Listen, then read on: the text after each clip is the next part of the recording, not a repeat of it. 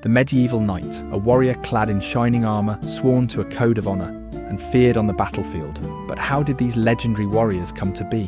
What transformed simple soldiers into the chivalrous knights we remember today? In this episode of History Uncovered, we take you on a journey through time to uncover the birth of the medieval knight. Before the age of chivalry, the foundations of knighthood were being laid across Europe.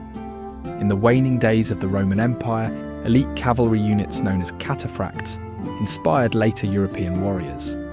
Meanwhile, Germanic and Frankish warlords relied on heavily armed horsemen to dominate battlefields. As Rome collapsed, Europe descended into a chaotic struggle for power. Out of this turmoil, a new kind of warrior began to emerge, one that would form the backbone of medieval warfare, the mounted knight. With Europe divided into countless small kingdoms and fiefdoms, powerful lords needed elite warriors to defend their lands. This led to the rise of feudalism, a system in which land was exchanged for military service.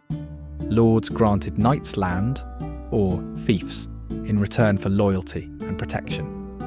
Knights were more than just soldiers. They were landowners, sworn to their lords, and expected to train in warfare from childhood. Becoming a knight was no easy task. Boys of noble birth began their training as early as 7 years old, serving as pages in noble households. They learned to ride horses, handle weapons, and serve their lords with unwavering loyalty. By their teenage years, they became squires, personal assistants to knights, learning firsthand the art of war. Only after proving their bravery in battle or rigorous training were they knighted in a grand ceremony, where they took their oath of loyalty. A true knight wasn't just a warrior, he followed the code of chivalry. This unwritten set of rules emphasised bravery, honour, and loyalty.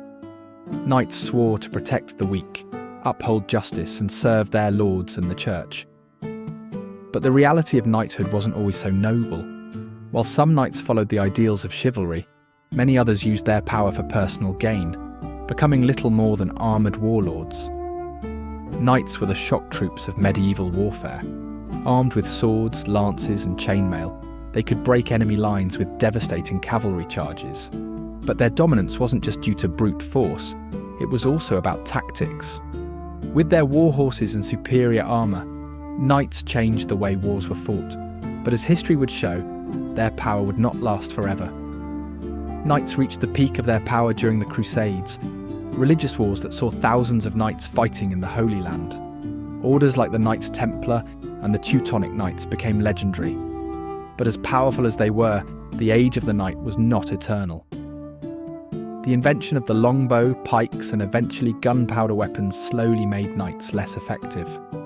By the late Middle Ages, professional armies and new weapons had replaced the once mighty armoured cavalry. Though knights vanished from the battlefield, their legacy endured. Their code of chivalry shaped ideas of honour and heroism that still inspire us today. From medieval legends to modern fantasy, the image of the knight remains one of history's most enduring symbols. Thank you for watching History Uncovered. If you enjoyed this deep dive into the world of medieval knights, don't forget to like, subscribe, and hit the notification bell for more epic history content. Until next time, keep uncovering the past.